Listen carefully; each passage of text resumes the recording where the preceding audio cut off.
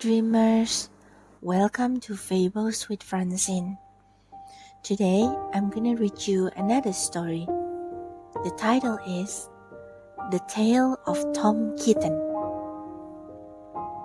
Once upon a time, there were 3 little kittens, and their names were Mittens, Tom Kitten, and Mopet. They had dear little fur coats of their own, and they tumbled about the doorstep and played in the dust. But one day their mother, Mrs. Tabitha Twitchit, expected friends to tea. So she fetched the kittens indoors to wash and dress them before the fine company arrived. First, she scrubbed their faces. This one is Mopet. Then she brushed their fur. This one is Mittens. Then she combed their tails and whiskers. This is Tom Kitten. Tom was very naughty, and he scratched. Mrs. Tabitha dressed Mopet and Mittens in clean pinafores and tuckers, and then she took all sorts of elegant, uncomfortable clothes out of a chest of drawers in order to dress up her son Thomas. Tom Kitten was very fat, and he had grown. Several buttons burst off. His mother sewed them on again.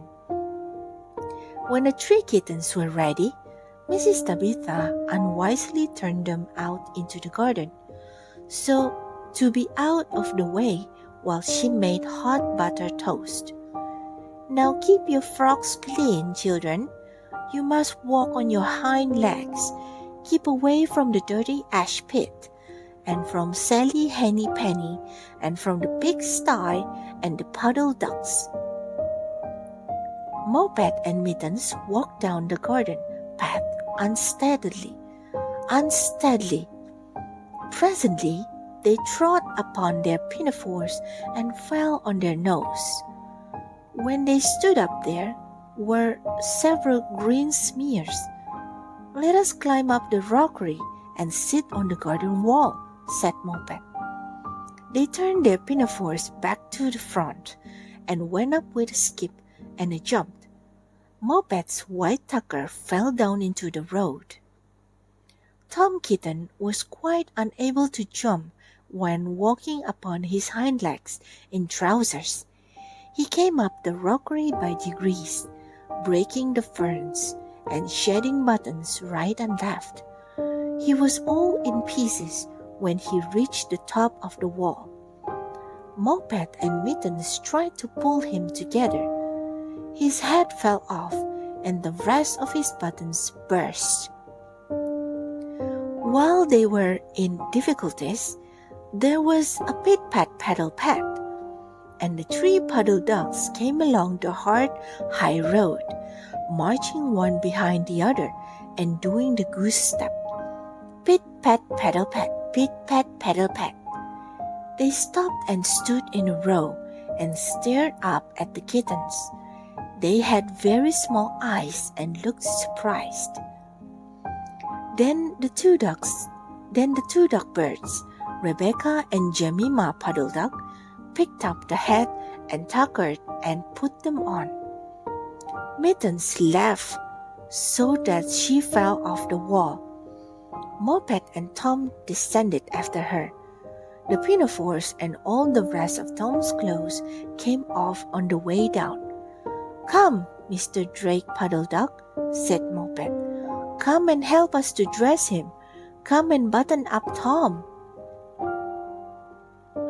Mr. Drake Puddle Duck advanced in a slow, sideway manner and picked up the various articles. But he put them on himself. They fitted him even worse than Tom Kitten. "It's a very fine morning," said Mr. Drake Puddle Duck. And he and Jemima and Rebecca Puddle Duck set off up the road, keeping step, pit-pat-paddle-pat, pit-pat-paddle-pat. Then Tabitha Twitchit came down the garden and found her kittens on the wall with no clothes on. She pulled them off the wall, smacked them, and took them back to the house. My friends will arrive in a minute, and you are not fit to be seen.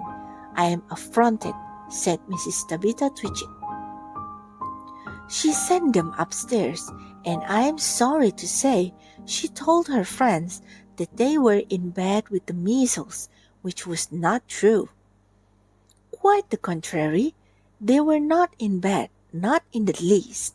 Somehow, there were very extraordinary noises overhead, which disturbed the dignity and repose of the tea party.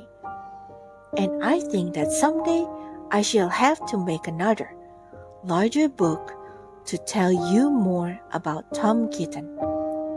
As for the puddle ducks, they went into a pond. The clothes all came off directly because there were no buttons. And Mr. Drake Puddle Duck and Jemima and Rebecca have been looking for them ever since. That's all for today, guys. Thank you for watching and listening. Hope you guys sleep well, and good night.